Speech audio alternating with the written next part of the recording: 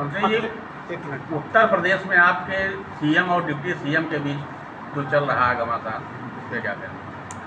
देखिए, भारतीय जनता पार्टी दुनिया की सबसे बड़ी राजनीतिक पार्टी है। हमारे यहाँ डेमोक्रेसी है, हमारे यहाँ पूरी तरीके से लोकतंत्र है और मीडिया भी खबर बना देता है। आजकल सोशल मीडिया एक उसका सदुपयोग भी लोग करते हैं, कुछ लोग दुरुपयोग भी करते हैं। अगर माननीय मुख्यमंत्री जी से विधायक मिल रहे हैं, मंत्री मिल रहे हैं, बैठक हो रही है तो कौन सी नई बात है। हमारे डिप्टी सीएम साहब से कोई मिल रहा है तो ये कौन सी खबर है।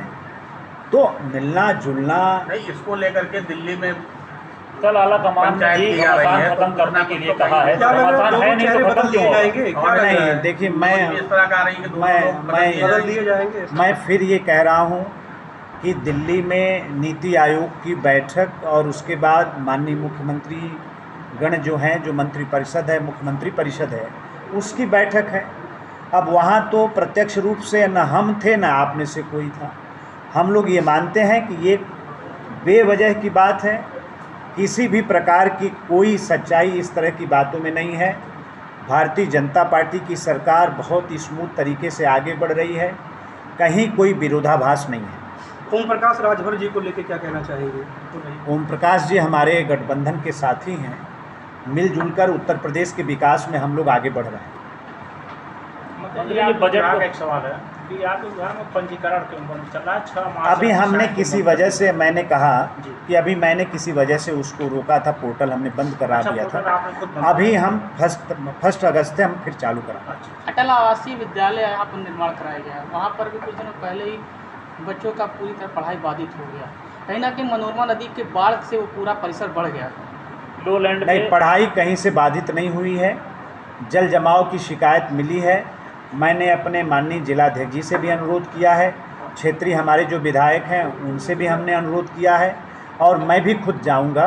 जल जमाव की समस्या कैसे आ रही है उसका भी निदान कराएंगे। बिजली संकट से पूरा जनपद जूझ रहा है, लोग परेशान हो गए, रातों को नींद उड़ गई है लोगों की। देखिए, बहुत सुधार किया है। थोड़ा पहले समय में बिजली क्या हुआ करती थी, थोड़ा उस पर भी हम लोगों को विचार करना चाहिए। एक बात, ओवरलोड की समस्या हर जगह है, इस सच्चाई से मैं इनकार नहीं करता। मंत्री जी, और बिजली कटौती नहीं है, ट्रिपिंग हो रही है, वो ओवरलोड के कारण हो रही है। आप सब लोग भी इस बात से वाकिफ़ हैं कि आज गांव-गांव एसी लग गए, कूलर लग गया चारों तरफ, और अभी सिंचाई की भी का भी समय है, उधर भी थोड़ा है, तो लोड है, उसकी वजह से थोड़ी ट्रिपिंग हो रही है। मैं समझता हूँ ये भी जल्दी से इसका भी हम लोग निदान कर लेंगे। बस्ती में मंत्री जी करोड़ रुपए खर्च कर कैपेसिटर बैंक लगाया गया था, जो पूरी तरीके से निष्प्रयोज साबित हो रहा है।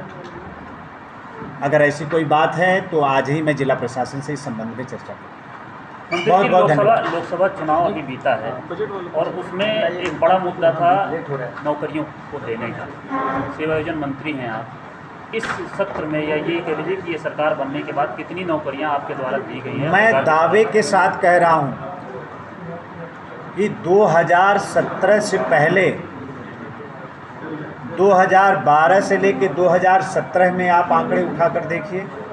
आज 2017 से लेकर 2022 तक की मैं बात कर रहा हूँ, मैं इधर की भी नहीं बात कर रहा हूँ। सरकारी नौकरी भी उत्तर प्रदेश की सरकार ने डबल दिया है। निजी क्षेत्र में भी हमने पिछले कार्यकाल पिछली सरकार से डबल लोगों को सेवायोजित किया है। और स्वरोजगार के क्षेत्र में पूरे देश में उत्तर प्रदेश का कोई शानी नहीं है, इतना हमने अवसर दिया है। अभी भी मैं बेरोजगारी की समस्या से इनकार नहीं कर सकता और इसी नाते जो बजट में प्राविधान किया है, मुद्रा लोन को बढ़ाया है, मैं समझता हूं कि स्वरोजगार के क्षेत्र में एक बड़ा अवसर बनेगा उत्तर प्रदेश के बेरोजगारों के लिए। जो 2 औद्योगिक पार्क बनने जा रहे हैं उत्तर प्रदेश के अंदर, उसका बहुत बड़ा लाभ उत्तर प्रदेश की बेरोजगारी की समस्या को समाधान करने में मिलने जा रहा है। तो हम निरंतर प्रयास कर रहे हैं और भी आगे जो देश के अंदर दूसरे प्रदेशों में नवाचार हुआ है इस क्षेत्र के अंदर, हम उस पर भी विचार कर रहे हैं। अभी हरियाणा प्रदेश के साथ हमारी मीटिंग हुई है, अभी महाराष्ट्र और गुजरात में भी हम जा रहे हैं, कर्नाटका में भी हमारी टीम जाने वाली है। पूरे देश के अंदर कहीं कोई नवाचार हो रहा है तो उससे भी नवाचार करने में भी हम पीछे नहीं थे। आप बजट को लेकर के बस्ती आए हैं, आप बजट को लेकर के जिसलिए आप बस्ती आए हैं, बंद हो गई है। आप बजट को लेकर के बस्ती आए हैं, यहाँ प्रवास पे हैं। लगातार विपक्ष कह रहा है कि उत्तर प्रदेश को इस बजट में कम पैसा दिया गया है या 2 प्रदेशों को विशेष पैकेज दिया गया है, क्या कहेंगे इस पर? देखिए, पहले तो मैं विपक्ष के साथियों से कहना चाहता हूं कि बजट को ठीक से देखें और पढ़ें। सिर्फ विरोध के लिए विरोध करना विपक्ष ने फैशन बना लिया है। 25,000 करोड़ पिछले बार से ज़्यादा मिला है उत्तर प्रदेश को। और जो 2 प्रदेश की बात कर रहे हैं तो कांग्रेस पार्टी को अपने गिरेबान में झांक कर देखना चाहिए। 2004 में जो भारत की सरकार चल रही थी, लालू यादव के समर्थन से चल रही थी, और उस समय की तत्कालीन कांग्रेस पार्टी की सरकार ने जब बजट प्रस्तुत किया तो टोटल बजट का 3% से ज़्यादा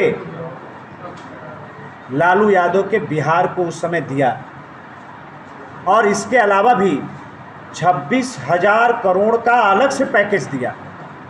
हमने तो 1.6% दिया है टोटल के बजट का। तो कांग्रेस पार्टी झूठ और फरेब की राजनीति करती है, मंत्री जी सच्चाई की कोई राजनीति नहीं करता प्रतिपक्ष। मंत्री जी ये विरोध के लिए विरोध करने का इन लोगों ने फैशन बना लिया है। जनता अब इन सब बातों को समझती है, इसलिए गुमराह करने का लोग प्रयास ना करें। मंत्री जी आप रोजगार की बात कर रहे हैं, 2 शुगर फैक्ट्रियां बस्ती में बंद हो गई हैं, तमाम वहाँ के मजदूर बेरोजगार हो गए हैं, क्या कहना चाहेंगे आप इस पे? ये रिकॉर्ड है कि किन लोगों ने बंद किया फैक्ट्रियों को, और बंद फैक्ट्रियों को हमने कितना चालू किया। तो बस्ती की भी जो बंद फैक्ट्री है उस पर भी हम विचार करेंगे, आने वाले समय में वो भी खुलेगी। बहुत बहुत धन्यवाद आप सभी का।